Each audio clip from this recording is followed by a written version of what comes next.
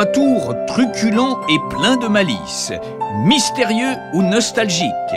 Ces récits nous créent un monde oscillant entre cuve et sacristie, entre les rongées de cèpes noueux et l'odeur têtue des églises, entre les parvis des mairies et brèves de bistrots, entre querelles de village et intrigantes histoires d'amour.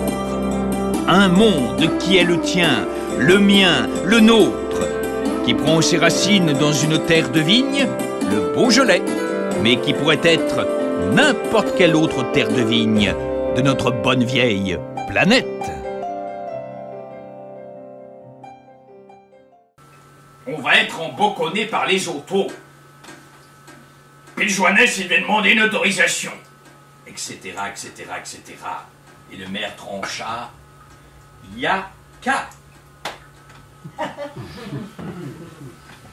Il n'y a qu'à le laisser faire. D'abord, c'est pas plus mal qu'on ait un poste d'essence. En plus, comme c'est à l'entrée du bourg, bah, ça ne puera pas trop. Hein. Et puis, comme le Joannès, il n'a pas demandé d'autorisation, hein, bah, si c'est trop emboconnant, on pourra toujours faire fermer son poste d'essence. Hein. Alors que personne ne lui en cause, parce qu'il serait même foutu de nous la demander, cette autorisation. Et on serait même bien embêté de la lui donner ou de la lui refuser. Et ainsi fut fait. Le Joannès, qui se tordait dans les plus vives douleurs pour aller chercher 2 ou 3 litres de vin à la cave, a installé sa pompe à essence dans sa cuisine. Il a fait un trou dans le plancher, un tuyau plonge dans le tonneau, et il n'a plus qu'à pomper sa boisson quand il en a envie, sans avoir à descendre les escaliers. Pas bête, le Joannès. Ça ne l'empêchait pas de dire sa messe, non, mais c'était gênant pour les confessions. Les gens étaient obligés de lui crier leurs péchés dans les oreilles, et toute l'église était au courant. Alors, la plupart des ouailles de notre curé s'en moquaient un peu, elles n'avaient que des pécadilles, avouez, mais pour les filles... Mon père, je m'accuse d'avoir lanterné. Combien de fois, ma fille? Une fois, mon père. C'est peu. Mais c'est encore trop. La Jeanne ayant reçu l'absolution, une pénitence de principe, la Marie prend sa place, même scénario avec au bout. Mon père, je m'accuse d'avoir lanterné. Combien de fois, ma fille? 3 fois, mon père. Jésus, Marie, Joseph, c'est beaucoup trop. Il va falloir te modérer. Parce que si tu continues comme ça, je ne pourrai plus t'absoudre. Vous avez lanterné, vous, à votre âge, et 15 fois encore. Allez au diable, vieille champille.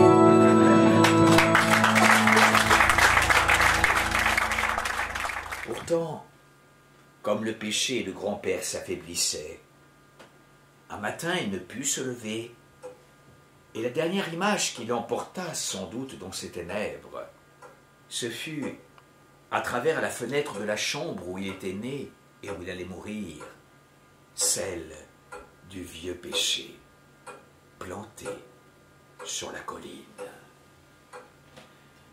Quelques semaines plus tard, la grand-mère, dans son chagrin, raconta à ses enfants l'histoire du péché.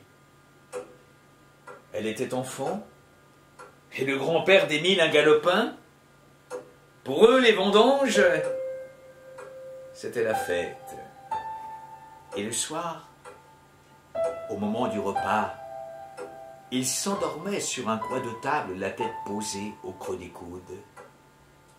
Puis, ils grandirent.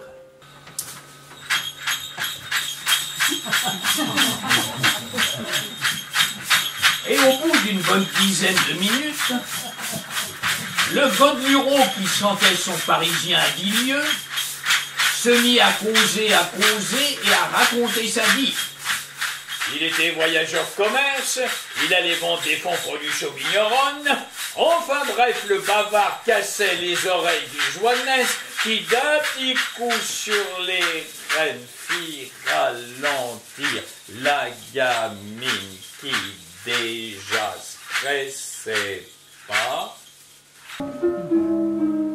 Une châtelaine d'un âge de plus en plus incertain, vivant en Beaujolais, avait reçu de la part d'un ambassadeur un chien, mais pas n'importe quel chien, un chien irlandais, affublé d'un drôle de nom. Sur son collier, on pouvait lire P-E-A-R, et il répondait donc quand on l'appelait Pire. Alors le Pétrus, qui était à la fois le factotum du manoir et le valet de chambre, s'en fut réveiller la châtelaine qui, sans prendre le temps de s'habiller, de se maquiller, de se coiffer, dévala le grand escalier, pensant que son chien était retrouvé, et se rua sur l'honnête fonctionnaire. « Alors, vous avez vu Pire ?»« Pire ?» dit l'honnête fonctionnaire en regardant le déshabillé de la châtelaine. « Ah ben Pire, peut-être pas. Alors mieux, ça, c'est sûr. » Sur la commune de Machignol, le Camille Gottenin, dit le papé, à cause de ses cheveux et de sa moustache totalement blanc qu'il porte depuis sa jeunesse, continuait, comme par le passé, à faire ses greffes. Pour exécuter ce travail long et minutieux, il s'entourait de quelques voisins, sachant encore greffer, et c'est ainsi qu'en cet après-midi de février, arrivèrent chez le papé quelques-uns de ces personnages, tous hauts en couleur. Il y avait là son plus proche voisin, le Marcel Chariat, dit l'Arquebuse, surtout parce qu'il est président de la société de chasse. Il y avait aussi le François Lamotte, dit La Calèche, le Marcel Passepoil, dit Milou les grandes oreilles, parce que la nature l'avait doté de part et d'autre du visage de deux pavillons à la fois gigantesques et décollés, et il y avait enfin le Pétrus Latreille, surnommé par quelques intimes la Gonfle, en raison des prémices d'une cirrhose pas volée. Toute l'assistance étant au complet, les greffons et les bois porteurs bien alignés dans le panier d'osier, le papé dit alors à la Mathilde, sa femme, « Eh ben, avant de commencer l'ouvrage, amène donc des verres, je vais chercher à boire. » Et il descendit à la cave. « Et donc, la Mathilde, ton homme, ben, il en met du temps pour remonter de la cave. » Et à quoi la Mathilde répondit, « Ben, il n'est pas dans la cour, mais cause avec quelqu'un. » Les 4 mousquetaires regardèrent par la fenêtre, et en effet, le papé, avec son gros plein de vin sous le bras, discutait sous le vent de la cour avec un monsieur de la ville, veston, cravate, gants, petite valise au bout du bras. « Je le connais, » dit François Lacalèche. « Ça, c'est le monsieur des drogues. » Un sacré bavard, celui-là. Quand il commence à nous parler des bocons qui bouffent nos vignes, et puis des remèdes à y apporter avec sa chimie à lui, bien sûr. Et en effet, le monsieur parlait, gesticulait, sans qu'apparemment le papé puisse en placer une. Et Laurent resta les yeux levés vers l'apparition qui s'était immobilisée au bord du précipice. Alors il cria, « Pécasio, écoute-moi. Tu m'as promis tout à l'heure que tu m'emmènerais, que tu me ferais voir du pays, tous les pays. Et moi je t'ai dit que je te conduirais chez mon père, il fera ta statue, je te le promets. » Et le cheval s'avançait au-dessus du vide où crépitait le feu. « Pécasio, arrête. » Tiens, mais attention, mais tu vas avoir la visite des gendarmes. Et puis on va peut-être te prendre ton permis de chasse. Et peut-être tes munitions, ton fusil.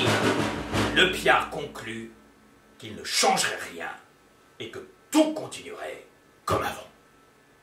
Quelques semaines plus tard, le Piard se promène, toujours par une soirée d'automne. Tout à coup, il aperçoit quelques perdrix et surtout, sur un piquet, un petit moineau. Il le regarde, il vise, PAM! Et l'oiseau tombe mort. Devenue patronne, la Justine n'était pas commode. Et son métayer, le tataf de Rampierre, trouvait à qui parler au moment des partages. Il avait beau lui dire que tout augmentait, la Justine se tenait au courant des prix. Et il avait beau rajouter quelques frais de culture, la Justine avait au fait de lui clouer le bec en lui disant « Les bons comptes, ça fait les bons amis. » Et que chacun regarde bien ce qui est beau dans sa marmite. Tiens, nous avons un invité. Après, tout s'est enchaîné très vite. La tiédeur du feu, la chaleur de ses voix humaines, le bien-être d'un repas partagé et enfin la rêverie à trois. J'avais été apprivoisé par ces deux êtres. Ils ne me quittèrent que pour aller s'aimer sous leur tente, tandis que je m'endormais tout troublé près des cendres où les braises mouraient doucement. La maison n'était qu'une forteresse, verrouillée, impénétrable. Il fallut bien que je me rende à l'évidence s'il n'y avait plus personne. Dans un petit village du Beaujolais, il y avait 3 gardes.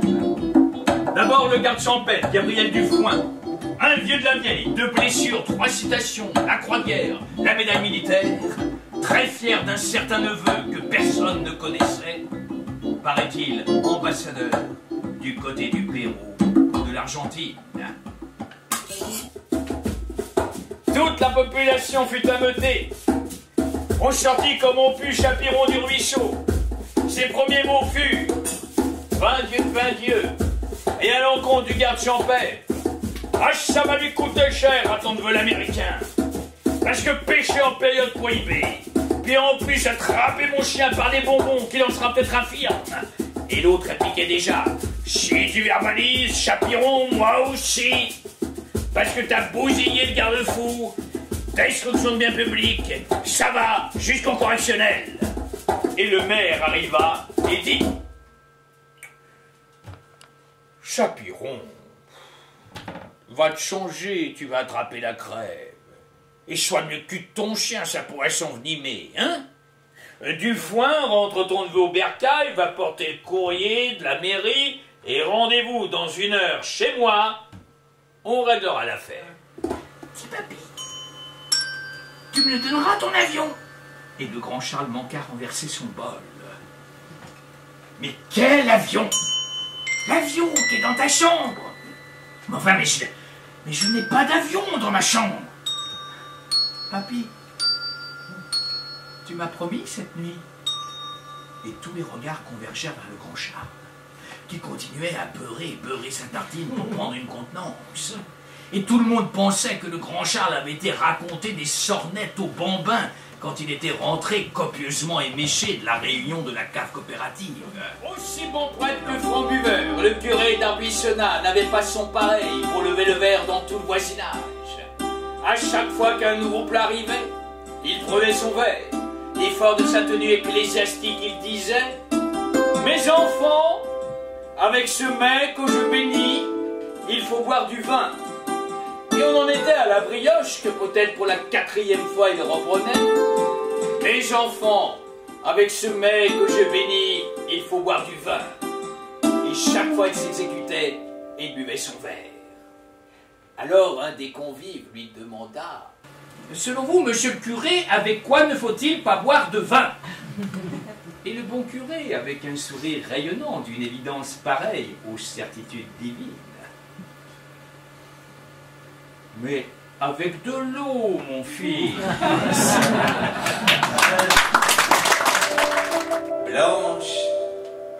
était ému. Son cœur, me semble-t-il, battait encore un peu plus fort. Elle se demandait ce que faisaient ces petits qui étaient alignés derrière elle et qu'elle ne pouvait surveiller. Sans doute, certains d'entre eux faisaient des bêtises. Et oui, les plus petits se fourraient les doigts dans le nez. Les garçons ne savaient, Dieu sait, que faire de leur cravate toute neuve. Et les filles, parce que c'était jour de canicule, utilisaient leurs jupons en éventail, à la limite de la décence. À cet instant, auditrices et auditeurs, je peux vous dire que Blanche devint de plus en plus malheureuse, boudinée dans sa robe à fleurs, avec sa médaille accrochée au corsage, où l'on devinait déjà les premières auréoles de transpiration. Mais tous ces beaux enfants que vous avez si bien élevés sont-ils du même lit? Alors Blanche, toute heureuse de pouvoir enfin parler avec quelqu'un, se mit face au sous-préfet, devint rose, se mit la main sur le cœur et dit: tous, monsieur le préfet, tous, sauf le premier, c'était dans la vigne.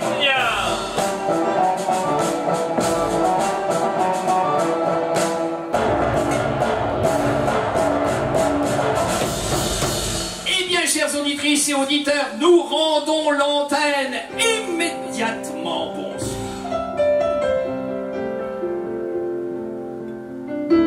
Et voilà, un mot après un mot, la phrase après la phrase, et la feuille que je suis s'est noircie de signes. Sous la plume de l'auteur, ils sont devenus récits, puis ils se sont échappés de moi pour devenir théâtre, musique, dessin.